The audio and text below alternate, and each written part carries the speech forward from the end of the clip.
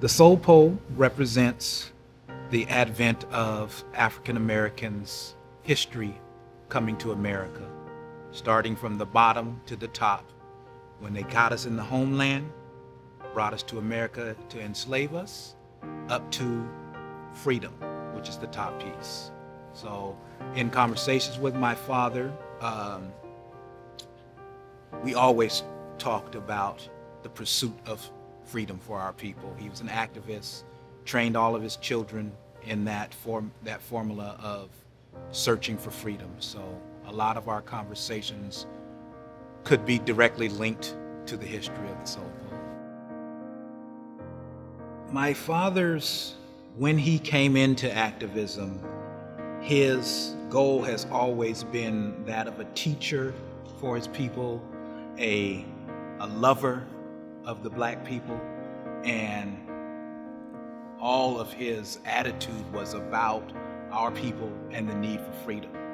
I would say that the soul pole embodies his activism, from the ground up. The soul pole was created over the summer of 1969 by 6 students, we believe, as part of the Rotary Boys Club. I believe 5 of them were from Garfield High School and lived in the Central District. For the course of the next few years, it ended up at the Yesler branch of the Seattle Public Library, the former name of the Douglas Truth Library, and was installed in 1973. And it's a great photo behind us here of that installation.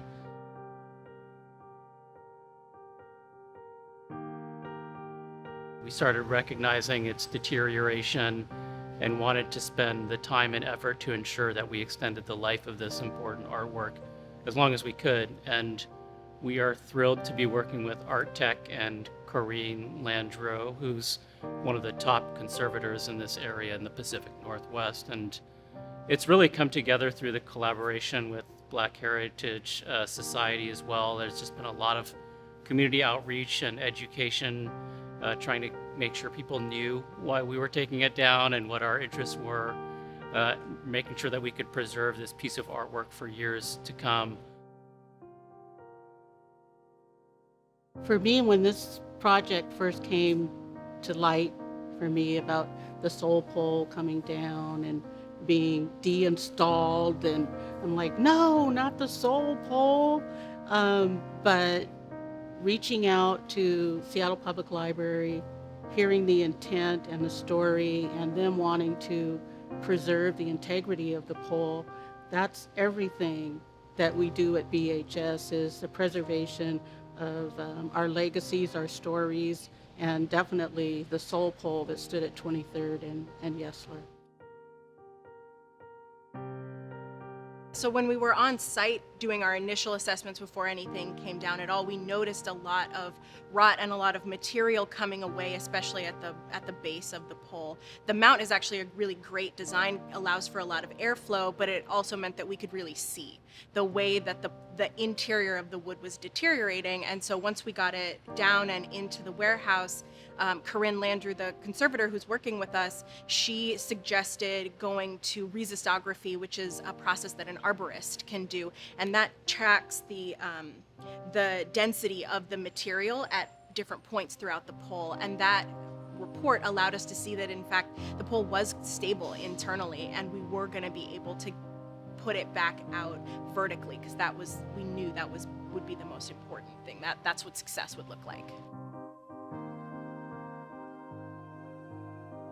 There's a fine line between conservation and restoration, and if a piece is to be put indoors, it just needs to be preserved and stabilized in its current state. I mean, as long as it doesn't continue to deteriorate. And then, but if it's going to be outdoors, you really need to do sort of a more involved intervention by removing the rot and doing fills and such things, so that it does not continue to deteriorate when exposed to the elements.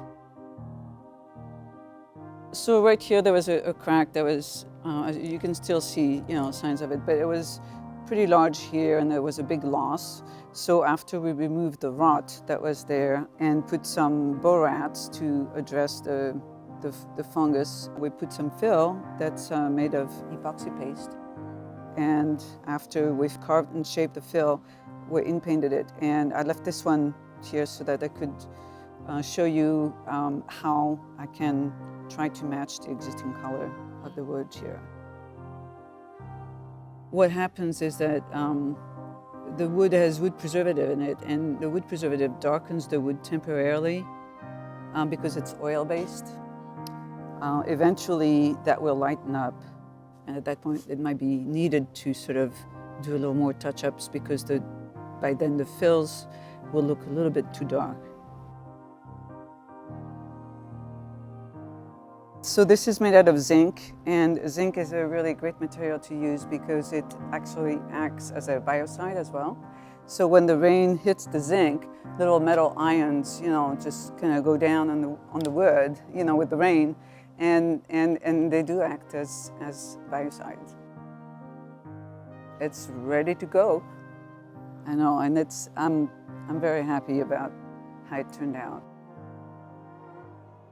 It's a fun partnership for us because it really allows us to do the component of our work that I think gets masked really frequently, which is how do these things get cared for? You see them all over the place, but you don't maybe see that there's this whole host of arts and culture workers who are here, many with master's degrees. They have, decades of experience that are caring for these pieces in your community, and it allows us to do more education, to do more outreach, and to really be have that be a visible part of the process and not just sort of this hidden, oh, that's a thing you can do. It is a thing you can do.